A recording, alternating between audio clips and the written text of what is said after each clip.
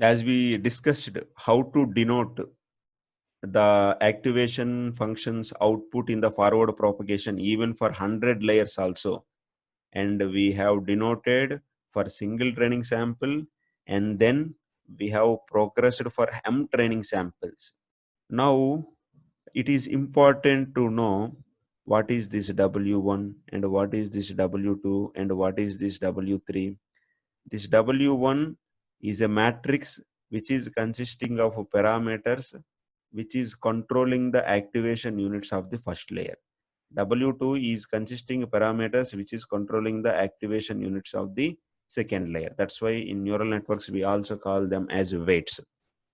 So the W1 is nothing but number of activation units in the first layer by number of activation units in the 0th layer. Similarly, W2 is nothing but number of activation units in the second layer by number of activation units in the first layer. Similarly, W3 is number of activation units in the third layer and second layer. Here, for the calculation purpose, in order to make your fundamentals very strong, we are calculating the W1. W1 is nothing but 3 by 2. This is the W1. Now, what is W2? W2 is nothing but a 5 by 3 matrix. So, W3 is 5 by 3 matrix. Now, what is W3? W3 is a 4 by 5 matrix, and similarly W4 is 2 by 4 matrix, and similarly W5 is 1 by 2 matrix. This is how we are calculating the parameters W based on the number of activation units in the present layer and previous layer only. Only the number of activation units number of activation units is deciding the matrix size of W. Not training samples or not any other thing. Only the number of activation units of this layer and previous layer only. Now, what is this B1? This B1 is decided by the number of the matrix size of B1 is decided by the number of activation units in that layer. So B1 means it is 3 by 1, B2 means it is 5 by 1, B3 means it is 4 by 1, B4 means it is 2 by 1, B5 means it is 1 by 1. This is how we come to know about the matrix sizes of parameters and B. So what are these values? That's what we have to find. We do not know what are the values of W and B. We initialize with some random values, and then we use our gradient descent and we use our different techniques to find the suitable values of W and B. After finding the suitable values, if we substitute, our neural network is ready. Now, this is the generalized notation for WL. It is nothing but the number of rows are n superscript L, and the number of columns are n superscript L minus 1. N superscript L means the number of activation units in the Lth layer. N superscript L minus 1 means the number of activation units in the L minus 1th layer. B superscript L is equal to n superscript L comma 1 means the number of activation units in the Lth layer.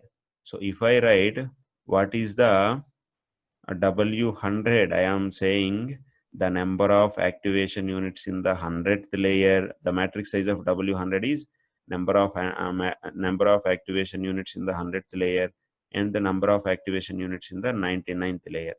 And B100, the number of activation, the B100 matrix size is number of activation units in the 100th layer comma 1. Because W and B are parameters, we want to know how these parameters are affecting our cost function or the loss function. So we want to differentiate our cost function with respect to W and B. So this dW is the differentiation of the cost function with respect to W. This dB is the differentiation of the cost function with respect to B. Now the cost function is the same thing. It will not. It is only one thing. But because we have the different values in the W, whatever is the matrix size of the W, the dW matrix size also same. If we use the 15 elements in the W, we will get the 15 differentiations in the DW. And all these differentiations are indicating that these are giving the values when the cost function, these are giving how they are affecting the cost function.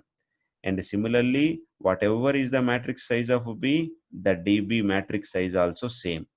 So we have discussed now, if we say WL is the matrix size, the number of activation units in the present layer and previous layer, then a DW is also the number of activation units in the present layer and the previous layer, and DB is also the number of activation units in the present layer, comma 1.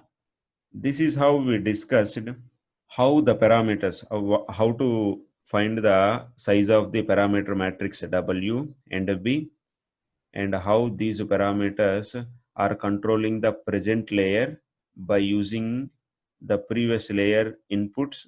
Whenever we are trying to find the activation function output, this W and B plays a crucial role, and we will select a suitable W and B in order to make our cost function value very small.